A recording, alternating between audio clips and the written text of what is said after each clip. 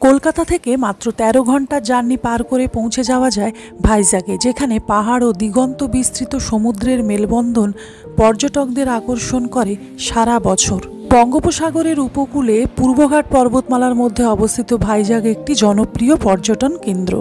ভাইজ্যাগ ট্যুরের আগের পর্বে বলেছিলাম কলকাতা থেকে ভাইজ্যাগ আসার কি কি ট্রেন আছে, ট্রেনগুলির টাইমিং কি, কোথায় থাকবেন ইত্যাদি। সেই ভিডিওর লিঙ্ক আমি ডেসক্রিপশন বক্সে দিয়ে রেখেছি, চাইলে দেখতে পারেন। আজ এই পর্বে শেয়ার করব কোথায় কোথায় ঘুরবো, কিভাবে ঘুরবো, এন্ট্রি ফি কত আছে ইত্যাদি নিয়ে। তাই ভিডিওটি সম্পূর্ণ দেখার অনুরোধ রইল।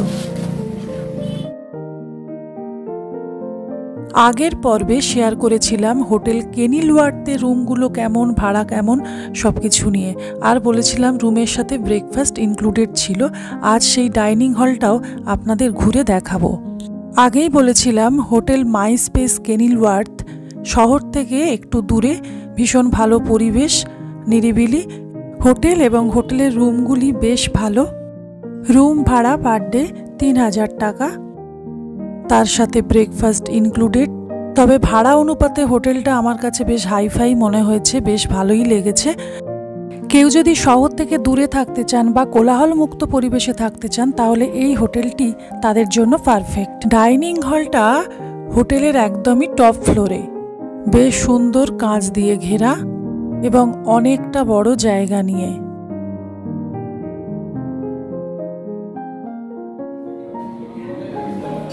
ডাইনিং হলটা দেখতেই পাচ্ছেন বেশ বড় এবং চেয়ার টেবিল পাতা, প্রায় একসাথে ১০০ জন মতো বসতে পারবে।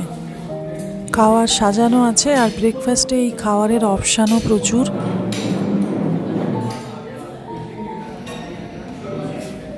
চা, কফি, টোস্ট থেকে শুরু করে সাউথ ইন্ডিয়ান খাবারের আধিক্য বেশি। এছাড়াও বিভিন্ন ধরনের ফ্রুট জুসও ছিল অ্যাভেলেবেল।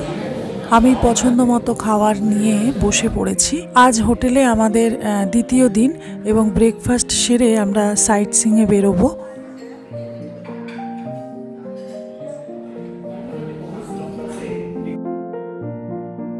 ডাইনিং হল লাগোয়া এদের ছাদটিও বেশ সুন্দর, আর এখান থেকে বাইরের ভিউটাও বেশ ভালো লাগছে।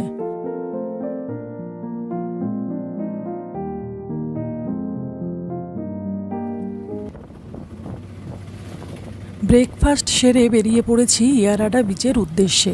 ইয়ারাডা বিচ যাওয়ার জন্য কার বুক করে যাওয়াই ভালো। আমাদের হোটেল থেকে ইয়ারাডা বিচের দূরত্ব প্রায় ২৫ কিলোমিটার।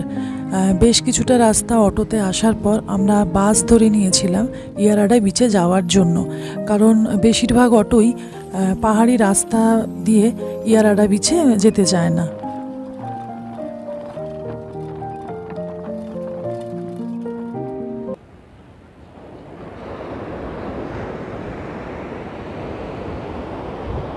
অবশেষে ইয়ারাডা বিচে চলে এসেছি। ভীষণ সুন্দর, অন্যান্য বিচের তুলনায় এই বিচটা অনেকটা মানে কি বলবো, ভিড় কম। তাও আপনারা অবশ্যই এই বিচটাতে আসবেন।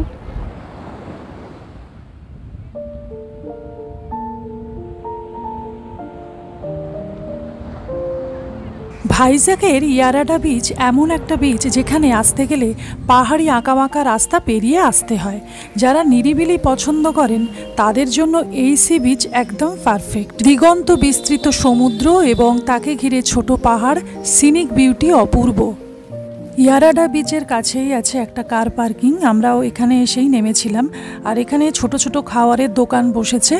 সেই অর্থে কোনো হোটেল বা রেস্টুরেন্ট এখানে নেই। মুড়ি, ভুট্টা, ডাব এইসবই বিক্রি হচ্ছে। আমরাও ডাব, মুড়ি এইসব খেয়ে পেট ভরালাম।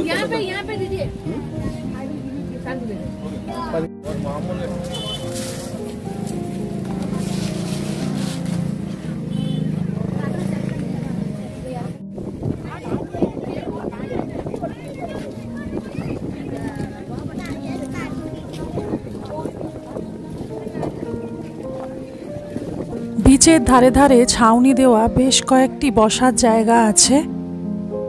থাকার জন্য এখানে রিসর্ট এবং লজ আছে এবং রেস্টুরেন্ট আছে, তবে থাকার প্রয়োজন নেই। আমার মনে হয় এখান থেকে ঘুরে চলে গেলেই ভালো, তো কেউ চাইলে থাকতেই পারেন। ইয়ারাডা বিচে এলে অবশ্যই চেষ্টা করবেন গাড়ি বুক করে আসার, কারণ যাতায়াত ব্যবস্থা এখানকার খুব একটা ভালো নেই। এমনি পাবলিক বাস আছে যাতায়াতের জন্য, সেটাও খুব মানে গ্যাপে গ্যাপে। তো হাফ অ্যান আওয়ার গ্যাপ তো থাকেই, এবং দুপুর টাইমে মানে টিফিন আওয়ারে গ্যাপটা অনেকটাই বেশি থাকে। তাই আমার মনে হয় এখানে এলে কার বুক করে আসাটাই বেটার হবে। ইয়ারাডা বিচটা শুধু সুন্দরই নয়, এই জায়গায় আসা যাওয়ার পথটিও বেশ সুন্দর। এবার আমাদের পরবর্তী গন্তব্য আরকে বিচ।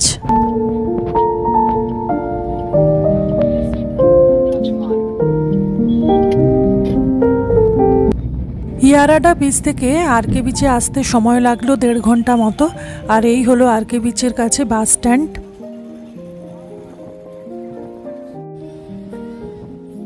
আরকে বিচে এসে মনে হলো ঠিক ইয়ারাডা বিচের উল্টো, দোকানপাটও বেশি, লোকজনের ভিড়ও বেশি, ঠিক মনে হলো দ্বিতীয় পুরী।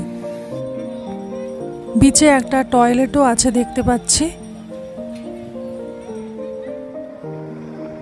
আরকে বিচে এসে সুন্দর এই দৃশ্যের সাক্ষী হলাম।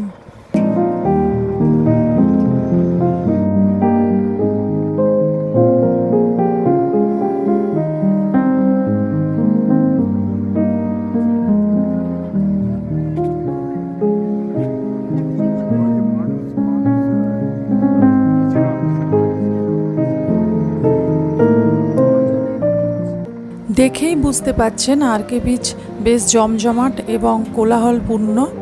হেলিকপ্টারের এই দৃশ্য দেখতে মানুষজন বেশ ব্যস্ত, আমরাও বেশ উপভোগ করলাম।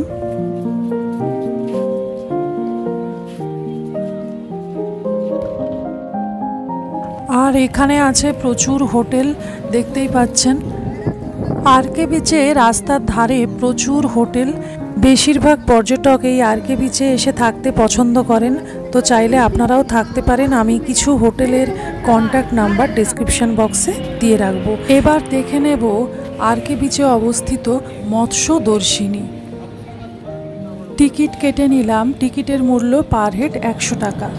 এখানে দেখলাম গিফট আইটেমের একটা ছোট্ট স্টল বসেছে।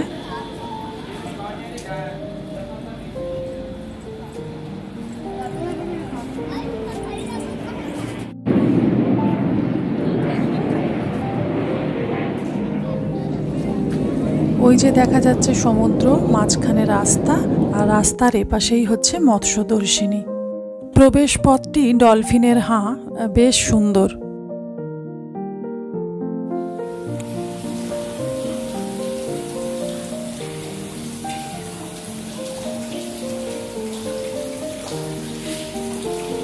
বড় বড় কাঁচের অ্যাকোরিয়ামে অনেক ধরনের মাছ আছে এবং সেই সমস্ত মাছের নামগুলো লেখা আছে। এদের বেশিরভাগই সি ফিশ। আরকে বিচটি বেশ সুন্দর করে সাজানো, রাস্তাটিও বেশ সুন্দর বাঁধানো, আলো দিয়ে সাজানো, আর রাস্তার ধারগুলি পার্কের মতো করে তৈরি করা। বিভিন্ন বিখ্যাত মানুষের মূর্তি, প্রাণীদের মডেল, বসার জায়গা সব মিলিয়ে বেশ ভালো।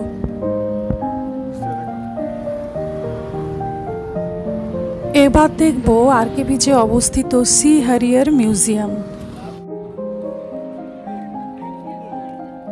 এই হলো সি হ্যারিয়ার মিউজিয়াম।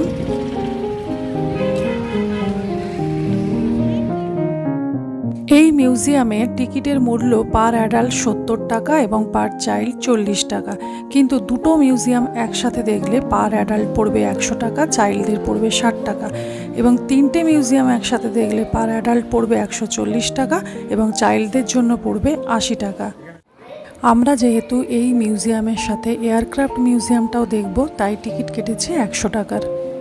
মিউজিয়াম খোলা থাকে সোমবার থেকে শনিবার দুপুর 2টো থেকে রাত্রি 8:30 পর্যন্ত, আর রবিবার সকাল 10টা থেকে 12:30 পর্যন্ত, আবার দুপুর 2টো থেকে রাত্রি 8:30 পর্যন্ত।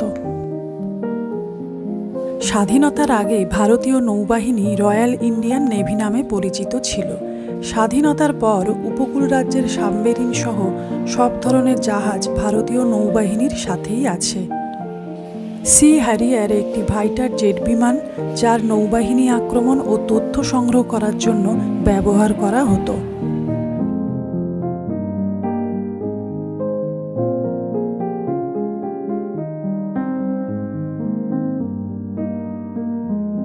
সি হ্যারিয়ার মিউজিয়াম থেকে এবারে আমরা ঢুকবো এয়ারক্রাফট মিউজিয়ামে। এয়ারক্রাফট মিউজিয়ামের প্রবেশপথটি বেশ সুন্দর। এখানে প্রবেশ করার জন্য আর আলাদা করে টিকিট কাটতে হলো না, আমরা যেহেতু আগেই টিকিটটা কেটে রেখেছি।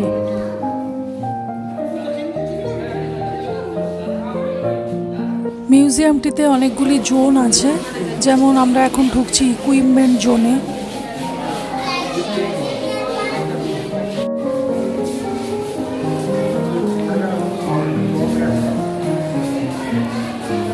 আছে ট্রেনিং জোন, এটি আস্ত একটা ইঞ্জিন। আছে হলোগ্রাফি জোন, আছে ওয়ার জোন,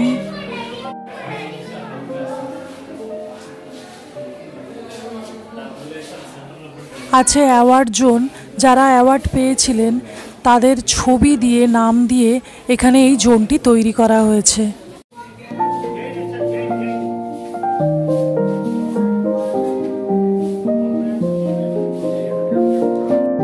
এখানে ওয়ে টু এয়ারক্রাফট। এবারে আমরা প্রবেশ করব আস্ত একটা এরোপ্লেনের মধ্যে।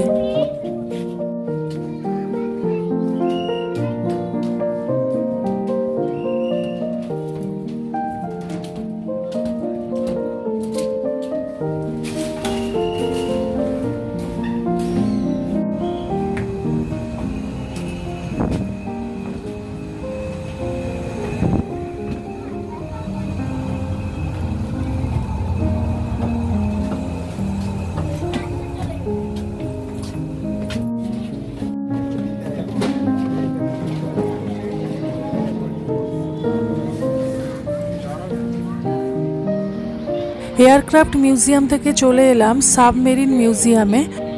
টিকিটের মূল্য পার হেড 70 টাকা, আর ক্যামেরার জন্য লাগছে 100 টাকা।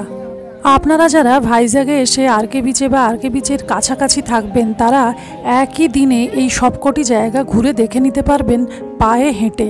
আজকের ভিডিও এতটাই। আবার আসবো ভাইজ্যাগ ভ্রমণের 3য় পর্ব নিয়ে। আর যাওয়ার আগে বলি, চ্যানেলটিকে সাবস্ক্রাইব করতে কিন্তু ভুলবেন না।